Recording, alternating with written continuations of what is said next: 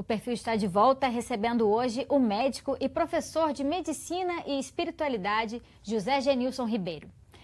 Professor, então no encerramento do bloco anterior, o senhor falava sobre como deve ser tratado também esse aluno, né, que está aprendendo para lidar com essas situações no dia a dia e acolher esses pacientes, né? Perfeito. Nós usamos uma metáfora. Quando nós estamos dentro de um avião e há uma descompressão na cabine, então as máscaras caem, né? E a comissária sempre fala sobre isso. Primeiro devemos colocar a máscara em nós, depois uma pessoa idosa ou numa criança. Então, no atendimento, na relação médico-paciente, primeiro a gente tem que olhar para si. Nós ensinamos o aluno em sala de aula essa visão, essa observação no seu interior, tá? No autoconhecimento. Então, nós temos como prioridade 3 aspectos. Um aspecto do conhecimento, de ensinar medicina, da experiência. O segundo aspecto seria o autoconhecimento, para que ele possa olhar para si. E segundo, fazer o bem, ajudar imensamente o paciente, ajudá-lo no que for necessário. Então, a gente precisa se conhecer. Então, existem práticas que nós ensinamos e muitas vezes usamos a espiritualidade ou mesmo a religião do paciente como uma ferramenta para a superação. Primeiro, o chamado coping religioso, que é o enfrentamento em relação à doença. Porque as pessoas só buscam assistência, se preocupam com o problema, então buscam a espiritualidade quando estão seriamente doentes. Quando se é jovem, que está na balada, no oba-oba, no desespero. Então, quando a gente está seriamente doente ou tem uma doença, digamos assim, uma doença grave, ele busca a espiritualidade como uma forma, um mecanismo, digamos assim, de ajuda, de auxílio. Então, nós ensinamos que o paciente tem que ter esse enfrentamento, orientamos o aluno a ensinar o paciente para ele buscar o enfrentamento da doença e, muitas vezes, quando não é possível mais. Ou a ressignificação do processo de adoecimento. O que significa a doença em si? A doença não é algo ruim, né? Depende dos olhos que nós queremos ver. Dor dói, incomoda, machuca, é algo, digamos assim, é uma sensação desagradável. Mas se a gente tem uma visão mais espiritualizada, uma visão acima da vida material comum, observando que a doença muitas vezes é uma mudança de ciclo, é uma mudança de transformação interior de valores que a gente tem que aprender. Faz parte de um processo. Faz parte de um processo. E aí o paciente ressignifica a doença, então fica mais fácil tratá-lo, tá bem? Mas é preciso, tecnicamente, saber como lidar nessas circunstâncias. Eu tenho uma experiência pessoal com um colega da faculdade, por exemplo, sou chefe de departamento, e eu teria que assinar uma licença, digamos que ele solicitou para cuidar da sua esposa que estava com câncer. E nós começamos a travar uma conversa e ele falou da disciplina, nós conversamos, eu também sou pessoa muito religiosa e eu orei com a minha mulher. Começamos a orar, no início foi muito bem, ela aceitou tranquilamente, mas depois eu comecei a insistir e aquilo começou a incomodá-la. Aí eu achei interessante, entendeu? E, muito pelo contrário, em vez de ajudá-la, estava fazendo mal. Ela não queria. Eu digo, olha, é preciso que você entenda, você estava cheio de boas intenções. Mas, mesmo assim, é preciso que a gente tenha um conhecimento de como processar. Vamos imaginar a sua esposa. Você é médico, você é cirurgião, você tem uma fé. E você começa a orar com a sua esposa e começa a insistir em relação a isso. Qual é a mensagem que ela captou de você? Que ele está em pânico. Que ela está muito mal. Ou seja, meu marido, cirurgião, conhecedor profundo da minha doença, está apavorado, está orando muito. Como se fosse o último remédio. Exatamente. Né? Então, eu estou muito grave. Então, ela começou a se sentir incomodada. Então, até isso, a gente precisa saber quando a religião é prejudicial.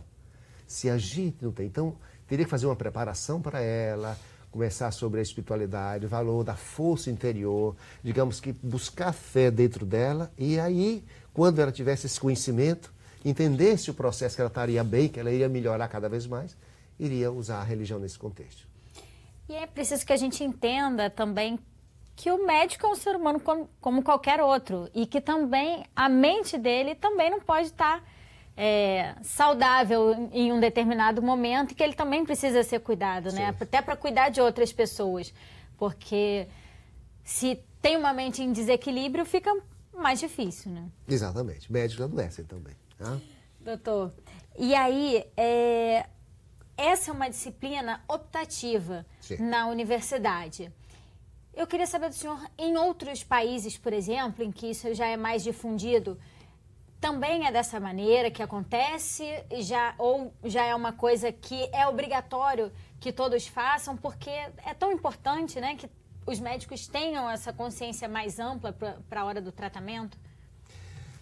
Tanto eletiva como obrigatória. Tá? O nosso desejo, na realidade, eu estou trabalhando nisso, acho que é um dos empenhos meus, é torná-la, digamos assim, uma disciplina eletiva, em que todos os alunos possam ter contato. Porque, por enquanto, só aqueles que querem, aqueles que buscam, aqueles que se interessam, aqueles que têm curiosidade, aqueles que buscam o autotratamento. Por exemplo, nós tivemos um caso de uma menina com uma depressão severa, não ia mais para a escola, fechada em casa, e aí uma outra colega disse que ela precisava reagir, que existia uma disciplina de medicina e espiritualidade, que sabe ela quisesse fazer. Aí ela, com todo esforço, foi fazer, e aquilo foi algo para ela, assim, um deslumbramento, e é uma das pessoas que mais batalham. Agora já vai se formar praticamente, já está se formando.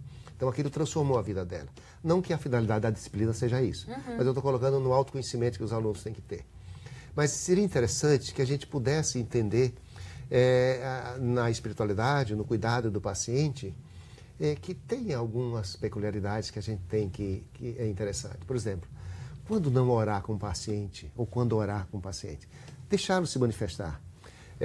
Por exemplo, um paciente num CTI, paciente grave, numa situação, digamos, infartada, você não vai começar naquele momento, aí vamos orar. Não é bem assim. A gente tem que ter espontaneamente, tá? Ou então chega um garoto quando uma doença sexualmente transmissível no consultório, você não vai abordar o aspecto espiritual da vida dele, tá? Mas é preciso que a gente entenda que é uma ferramenta, tá? Para auxiliar o paciente. Mas é preciso também notar que muitas das vezes a gente falou de doença, de gênese de doença. Quando é que a doença começou? Quais são as suas emoções que vincularam o aparecimento da doença? Digamos assim, uma lombalgia insuportável, uma dor muito forte e desencadeia, eu tenho hérnia de disco. Tá? Se ele for para um ortopedista que não tem nenhum conhecimento de espiritualidade, ele vai dizer fisicamente, bioquimicamente, olha, você tem um processo inflamatório, vou te dar corticoide, você vai fazer uma ressonância magnética, uma tomografia computadorizada e nós vamos te tratar. Um outro que tem uma relação mais profunda, o que é que aconteceu na sua vida? O que é que teve por trás? Não, eu estou vivendo uma fase muito difícil. Se houve alguma mudança? Uma mudança. Eu estou com um problema de trabalho muito grande. Um grupo de colegas que eram, digamos assim, estavam sob minha supervisão, foram demitidos. A minha carga de trabalho aumentou enormemente. Está mais tenso por algum motivo? Exatamente. A minha carga de trabalho aumentou. Eu estou com dificuldade em relação à minha casa. Digamos, do ponto de vista financeiro, está muito difícil e estou carregando o mundo nas minhas costas. Então, depois que o chefe disse que o número digamos, os colegas foram demitidos e aumentou muito a minha carga de trabalho, eu não estou dando conta. Então, estou num estresse muito grande e aí eu estou levando o mundo nas costas e eu desencadeou essa lombalgia. Então, qual é? Dar corticoide para ele ou ressignificar o processo? Entender que todos na sua família têm que ajudá-lo nesse processo. Até porque o corticoide talvez trate ele naquele momento. Mas não vai resolver o problema dele. Daqui a pouco ele vai ter de novo. Vai voltar de novo, exatamente. Então a gente tem que trabalhar tratar o paciente de uma maneira integral. Mente e corpo. Ou seja, ele entendendo o processo que ele está vivendo e entendendo tudo aquilo para poder administrá-lo. E essa relação da espiritualidade com o desenvolvimento de doenças, muita gente faz uma ligação imediatamente, por exemplo, do câncer com essa questão da espiritualidade, do rancor que possivelmente o paciente carrega, a mágoa, a angústia. Mas não é só uma doença como o câncer que se manifesta em função de todos esses sentimentos ou da sua rotina que são desencadeadas, são as mais variadas. O senhor diria que toda doença é consequência da sua questão espiritual? Olha, eu seria radical se dissesse. No meio religioso, eu diria que toda doença tem origem espiritual, porque o corpo é mutável, o corpo é descartável, o corpo é devolvido à natureza, mas a alma, o espírito continua. Tá? Então, se o espírito adoece, automaticamente ele transfere a doença para o corpo físico. Do ponto de vista médico, digamos, da academia, existem 3 tipos de doenças. As doenças genéticas, que são transmitidas de pai para filho, que aquele gene defeituoso é levado e ele se manifesta através de uma doença. Uma alteração bioquímica vai se manifestar clinicamente. Existem as doenças congênitas. Na vida embrionária, no momento de que a formação do novo ser desenvolve uma anomalia congênita, que vai se manifestar anatomicamente ou fisiologicamente. Existem as doenças adquiridas, que são a grande maioria das doenças. Então, ao longo da nossa vida, nós enfrentamos dificuldades. Ou seja, viver é batalhar, são desafios o tempo todo. Não existe ninguém na face da Terra que possa dizer que não tenha problemas.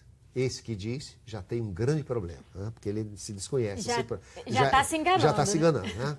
Então, todos nós temos problemas. Então, os estresses, as dificuldades, de uma maneira ou de outra, se o indivíduo não tiver uma maneira de enfrentar aquilo, tiver esses mecanismos digamos assim, de bypassar esses problemas, ele vai adoecer. Tá? Então, esse estresse, cientificamente já está provado, porque existe um novo ramo da medicina chamado psiconeuroimunobiologia. Ou seja, as influências externas, através dos órgãos dos sentidos, vão até o hipotálamo, que se liga com a hipófise, que se liga com o sistema... Ou seja, o hipotálamo se liga com o sistema nervoso central e com as glândulas endócrinas através da hipófise. E aí, você começa liberando substâncias químicas relacionadas ao estresse, à dificuldade, à angústia, à ansiedade, que fatalmente vai acabar aos poucos corroendo determinadas células-alvo, determinados órgãos-alvos, chamados campos mórbidos. Por exemplo, atualmente eu tenho uma paciente com câncer ginecológico. Essa paciente foi submetida a uma esterectomia, mas a doença já estava avançada e ela continua evoluindo. Esterectomia, para a gente explicar, é retirada do útero. Retirada do útero. Ela tirou o útero, mas a doença já tinha ultrapassado os limites do útero. O fato de ter tirado o útero não resolveu o problema. E ele invadiu os dois ureteres, que é a drenagem da urina que vem até do rim para a urina, para a bexiga. E ela entrou em anúria, ou seja, ela não parou de urinar.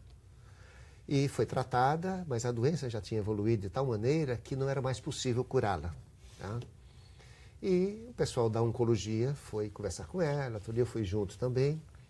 E ela foi só técnica, a colega da oncologia foi técnica da doença, explicando, sabe? E eu fui ver a história de vida dessa pessoa. Mas disse para a sua colega disse para ela que não tinha mais tratamento. Que ela já tinha um câncer, que a dificuldade de tratamento era muito difícil. De cura não teria mais. Ia ter tratamento, mas cura não. E ela ficou meio assim, eu fui ver a história de vida. Era uma garota de 15 anos de idade, do Nordeste, que casou pela primeira vez com o seu primeiro marido, não conhecia absolutamente ninguém. Teve 3 filhos. Quando ela estava grávida do 4º filho, o marido simplesmente foi embora, abandonou, arranjou uma outra mais jovem. Né? E ela passou necessidade, ficou passando fome, os filhos passaram fome, ela criou uma mágoa, uma angústia, digamos, uma raiva do marido ao longo da vida inteira. E foi cultivando aquilo. Cultivando aquilo. Então ela jamais o perdoou. E quando ela falava sobre o marido, a gente sentia que tinha algo. Então esse estado, durante muitos anos de desamor, de não valorizar, ela tinha um gênio muito forte. Então, fatalmente, tem uma área física dos sentimentos, mas em relação à maternidade, atingida. Então, provavelmente, nós não temos como provar, a gente prova cientificamente ao longo dos, digamos assim, dos questionários que se colocam e ao longo da experiência. Nós temos notado que pessoas com determinados focos em algumas doenças que se manifestam. Por exemplo, uma doença bem caracterizada, que tem um poder da mente muito grande, é a psoríase em dermatologia. As emoções interferem sobremaneira. Tanto até tem experiência, digamos assim, com lesões de um nervo, secções de um nervo, que não transmite aquele dano para a pele até tem um certo grau de cicatrização. Então, a mente, a angústia, o estresse influencia sobremaneira na pele. As pessoas se manifestam. A asma, por exemplo, tem um aspecto psicológico muito grande, muito forte. O herpes, né? O herpes também. O indivíduo fica estressado, se manifesta com herpes simples. Então, isso é algo. Agora, tem doenças simples, tem alguns sintomas psicossomáticos, por exemplo, as pessoas começam a sentir algo que não tem, e a gente está muito bem caracterizado porque o paciente é leigo. Como ele não entende de fisiologia, como ele não entende de anatomia, ele cria uma doença à sua maneira. E nós médicos já temos uma noção de fisiologia e de anatomia, a gente sabe que não dá para se manifestar daquela maneira, aquele tipo de sintoma, que é bem caracterizado. Então já percebe com aquele quadro clínico como uma doença psicossomática. Então é fácil de identificar. Então, na realidade, são as emoções, é a mente que acaba se manifestando dessa maneira. Porque não nas doenças do modo geral. E o médico que detecta esse tipo de sintoma, né, ligado a uma manifestação psicossomática, ele tem por hábito, por exemplo, encaminhar esse paciente também para um acompanhamento psicológico ou psiquiátrico para ajudar, né, de uma maneira mais ampla esse tratamento? O trabalho tem que ser integrativo. Eu não digo nem interdisciplinar, mas o paciente tem que trabalhar junto com outras esferas. Tem, digamos, outras especialidades médicas. A gente está falando só da biomedicina, essa medicina convencional nossa, ocidental. Mas tem outras abordagens, como, por exemplo, a medicina tradicional chinesa, que tem um outro tipo de abordagem, um outro tipo de avaliação, um outro tipo de tratamento, que trata de uma maneira mais sutil, de uma maneira mais energética. Antigamente era chamada de medicina alternativa, hoje já é medicina integrativa, como a acupuntura e a homeopatia também. Então, é uma outra medicina, é uma outra abordagem, é um outro aspecto que a gente tem que levar em consideração. Não apenas achar que a biomedicina é a única e é a única que trata. E a gente vai falar sobre a medicina integrativa e todas essas possibilidades, mas no próximo bloco. Não saia daí, a gente volta já já.